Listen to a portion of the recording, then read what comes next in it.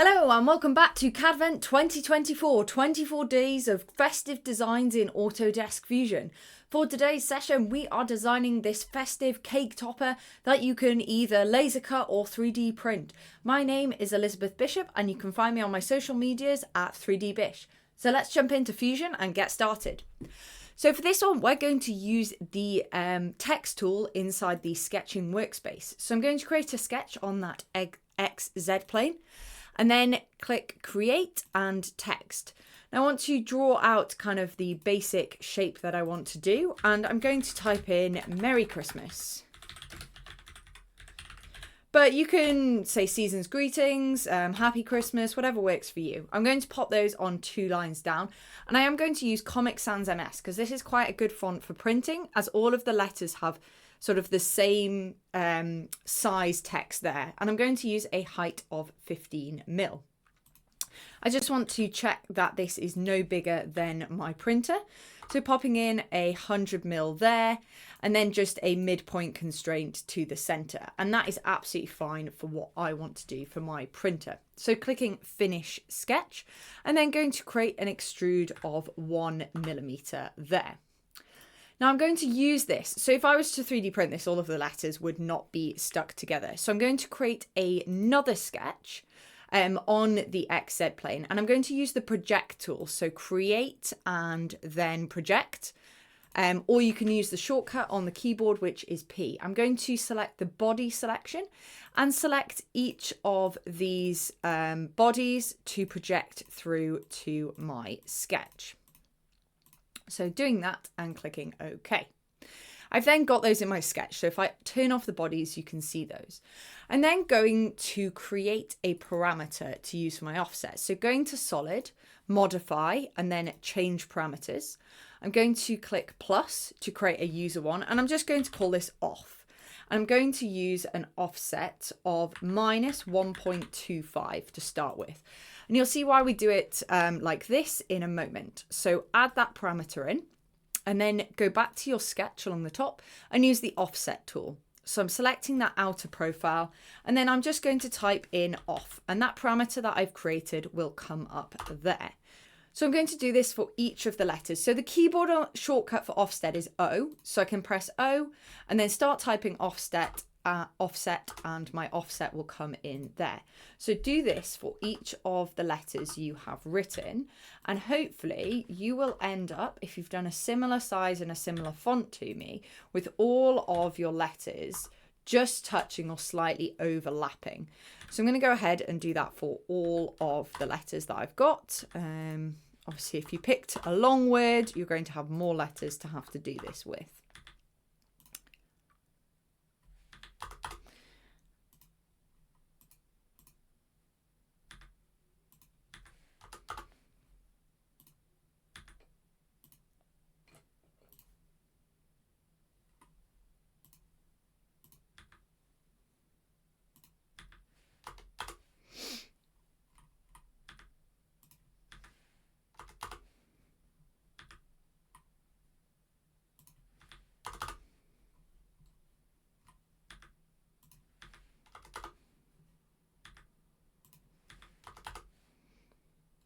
So once you have used offset, make sure that all of your letters are just touching each other like this here.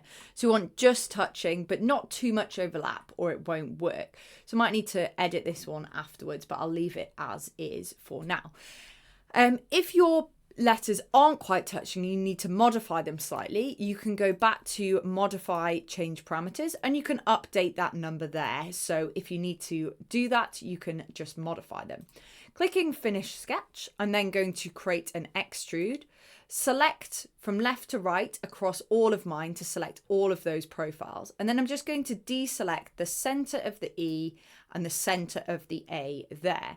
And I want that distance to be 1 millimeter there and click OK to create my object. Now I turned off bodies, so I can't quite see that. So I think I wanted my distance there to be -1. So I'll just edit that feature and add a negative sign in there. And there we go. So I've got that new body. So I'm just going to hide all of these bodies. So selecting all of those and show hide, and then show body 16, 17 and 18. And there we go. There are the letters that I'm going to use for this cake topper. Now I'm going to use the move command. So selecting the Merry up there, I'm going to move this down until it's just joining the top of the Christmas there, so that it'll be able to print in one piece. Now I'm going to create the sketch for the topper section. So creating a new sketch, again on the XZ plane. Now I'm going to use a spline to create a slightly curved, I don't want to add in too many points, but just kind of creating a slightly curved line there to be the outline of my bit that I want the topper to be. And then I'm going to use that offset tool again. I'm going to offset this by -1.2 because I know that I'm going to try and 3D print this, so I want it to be at least 3 extrusion lines wide. And then just going to add a straight line using the sketch tools to round off the edges there. Now I want it to just join the S, so I'm just going to drag that point up there. And again, you could drag the top point up there if you wanted that to join the C up there.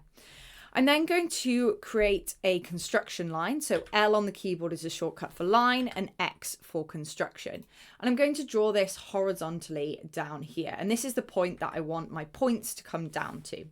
Adding in a dimension from the origin to there of 20 or 25 mil, depending on how big you want your topper to sit into the cake.